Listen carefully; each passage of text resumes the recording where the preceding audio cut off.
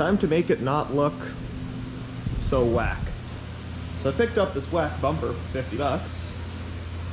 It's in a lot better shape than mine. I'm gonna have to strip it, get all the plastics off, get the grill off, and prep it ready for paint. Then I got some more of that paint protection film to take off here and here. And then we're gonna tackle the roof rust. So because this is a car I'm gonna sell, I'm not gonna do a full paint job, and the paint is mostly in good shape. I'll just be painting the bumper, blending in the front of the roof, and then just re-clearing the whole roof, and painting the mirror covers. I think just doing that will really make this not look whack.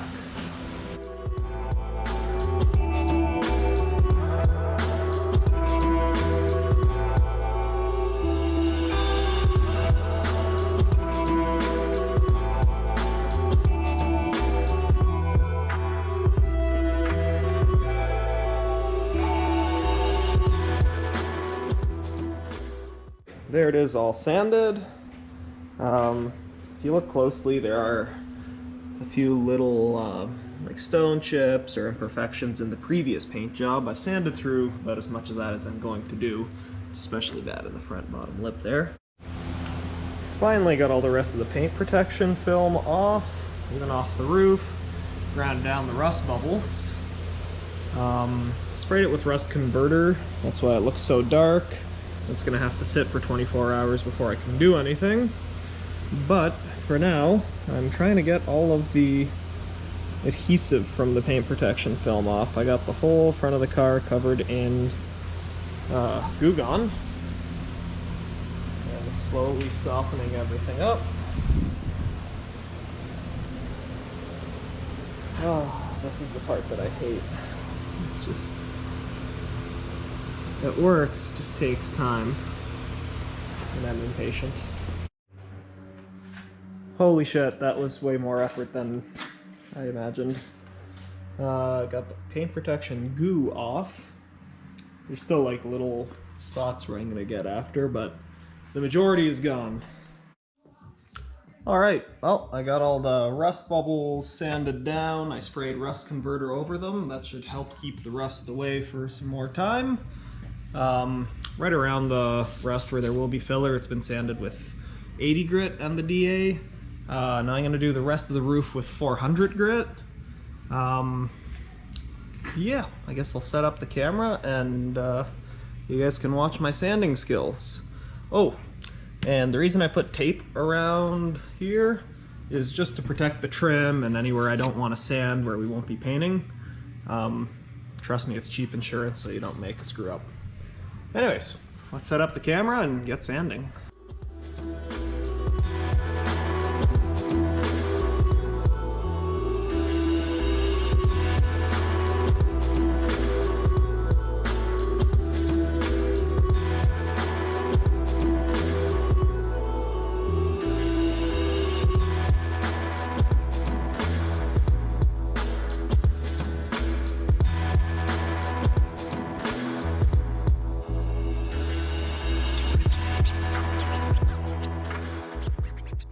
So the roof has been sanded down with 400 grit.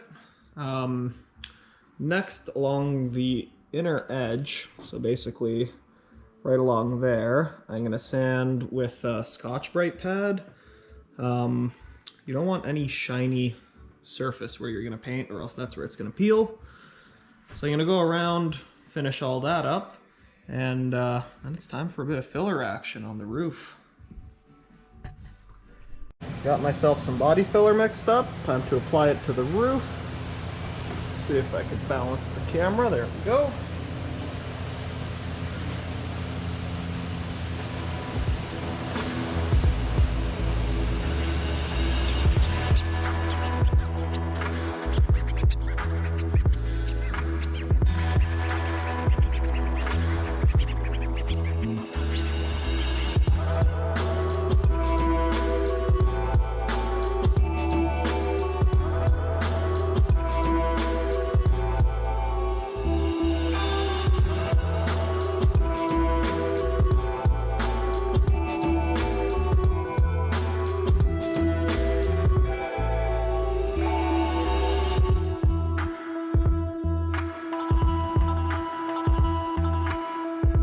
Oh, it's finally happening. After a lot of sanding, a bit of body filling, then more sanding, and yeah, all the prep work is done. I still gotta wipe it all down because there's still some dust on the panels. And yeah, I'm gonna start setting everything up and spray it. All right, let's get the pavement. Ryan, you keep feeling your work.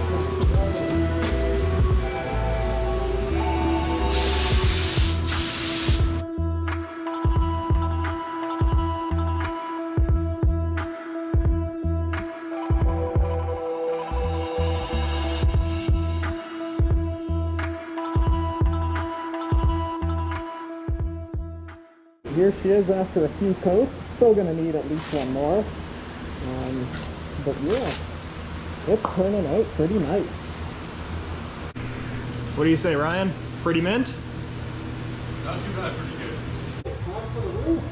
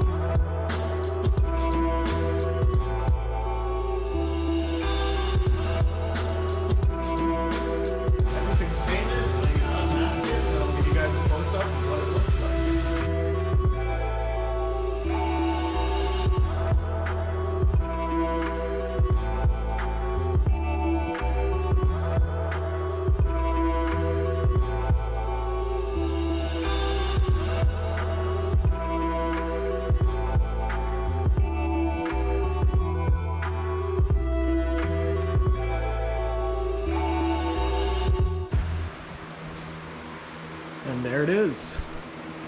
I'm not going to take the tape off of this yet because that's not actually touching any of the black paint. It's actually like wrapped around the molding. And I don't want to risk touching the wet paint. I just wanted to take the tape off anywhere that it actually made contact before it dried, or else you will end up peeling. But man, that looks good. A few little bits of dust and stuff in it, but the environment I painted in. Yeah.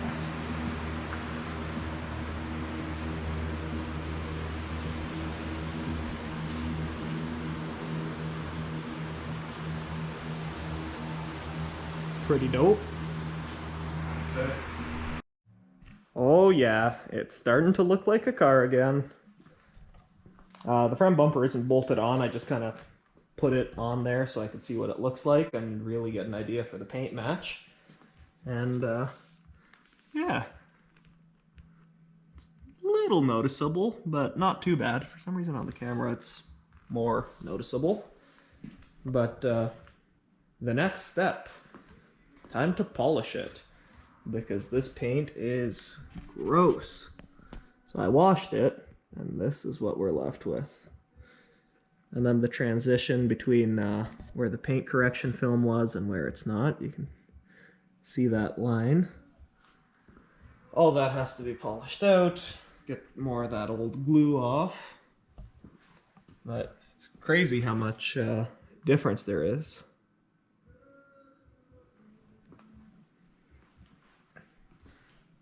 But yeah, hopefully after a polish, this paint will shine right up and help match the fresh painted bumper.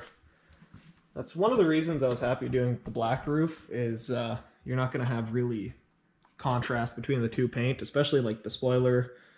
The paint is not great on that.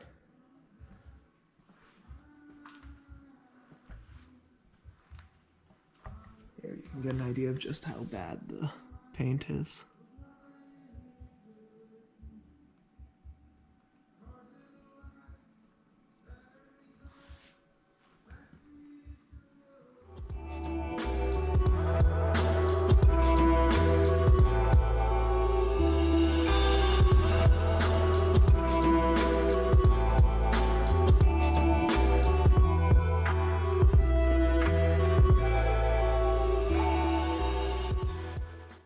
Okay, well, after closer inspection, I've come to realize polishing is not going to be enough. You can hear the paint. There's so much like debris and dirt in it. So instead, I'm going to take a piece of clay and I'm going to clay bar it, which is a lot of work, but yeah, I'm going to clay bar it, and then after that, I'm finally going to polish it.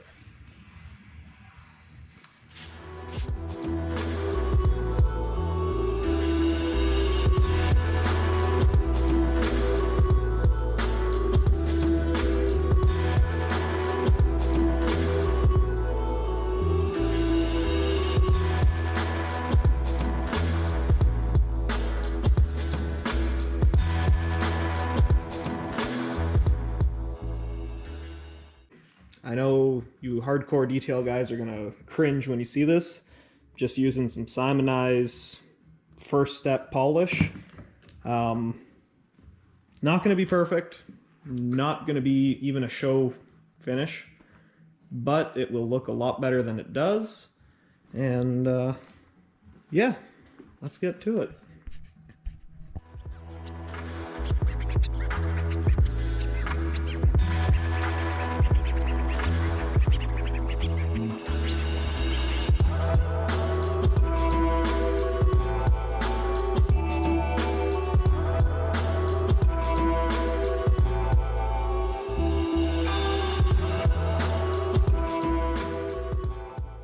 Okay, so it will definitely need one more pass, but maybe you guys can see the difference side to side with just one quick pass. Yeah, the paint is not great, but it does feel a lot better. And it's starting to make that transition between where the PPF was and where it wasn't a little less noticeable. Yeah, I'm gonna do this for a couple hours and then I'll show you what it looks like. Oh, she's shiny. I've almost finished polishing it. This is all I'm gonna do for tonight though. I still have to do the side skirts, trunk, rear bumper, and the A-pillars. I left the A-pillars because there's still a bit more glue I gotta take off from the old PPF. But yeah, that cheap Simonize polish really brought the shine to her. The hood, I'm gonna go over one more time just because you can still kind of see the line where the paint protection film used to be. Right about there. And there's a few more scuffs in the hood that I think I'll be able to get out. But for that I'm going to use Chemical Guy's Scratch and Swirl Remover. I think that might bite into it a little harder than the Simonize stuff. But I am loving the way it's turning out. It's time to do something about these wheels. The rest of the car is looking good, but this will not do. You can see how much damage has been caused just by curb rash and road salt. Like, the corrosion on these rims is amazing. You can see the one underneath it, just how bad it is. So, I took all the tires off.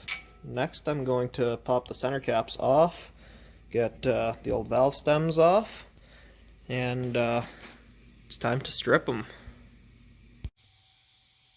So this is the stripper I'll be using. It's my favorite stripper for two reasons. One, Jesse already paid for it, and when someone else pays for your stripper, it's a good thing. And two, it's made in Quebec, and ask any Canadian. Craziest strippers, always from Quebec. So here's one final look at all the wheels before I get started.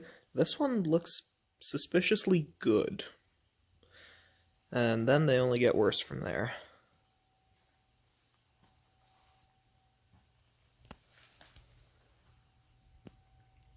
Okay, sorry for the shitty camera angle. Right now I'm using my phone to film, and instead of a tripod I have a vice grip on a step stool.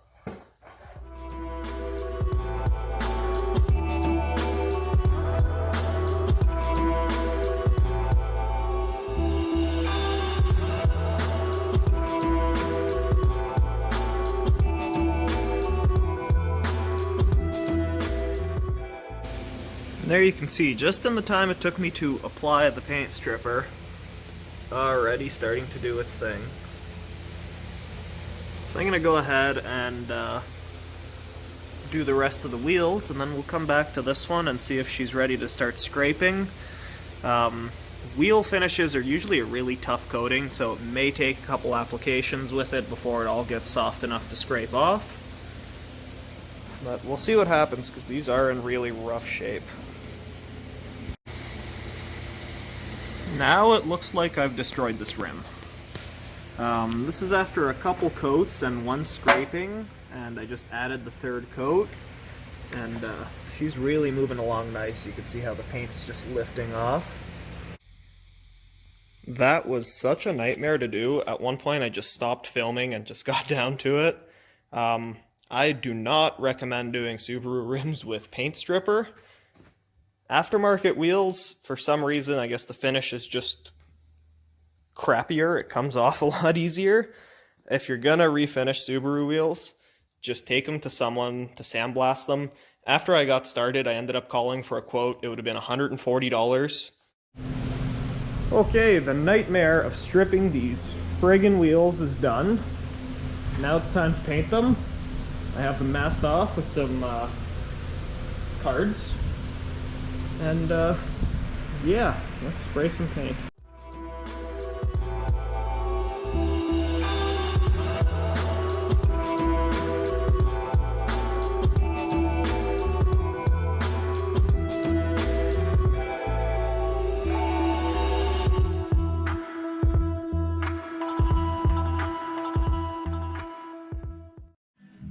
And I'm finally done. I'm so happy to be done with these wheels.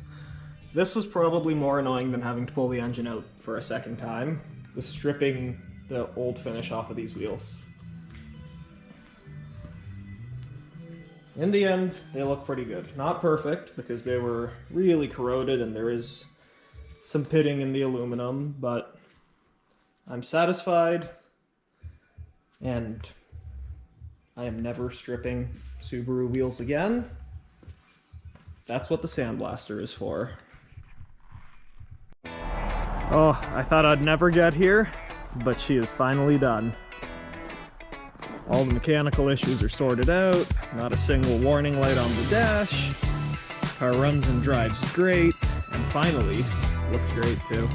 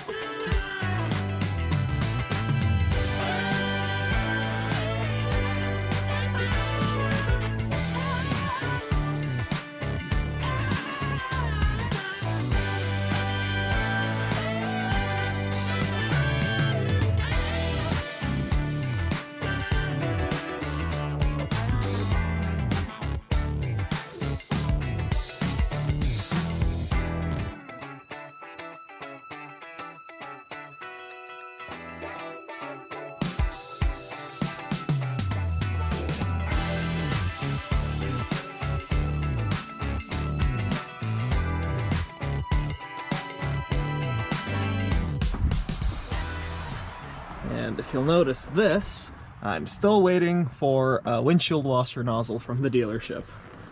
But I couldn't wait anymore. I had to do the final walk around video for you guys and get the video up.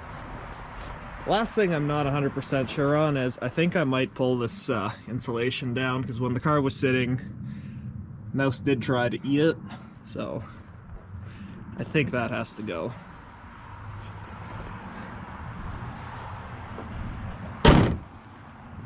But yeah, there you have it, guys. I hope you enjoyed the build process on the car. And if you did, make sure you like and subscribe. We finally reached our first milestone of 1,000 subscribers, so thank you to all those who have subscribed so far. And stay tuned, many more projects to come.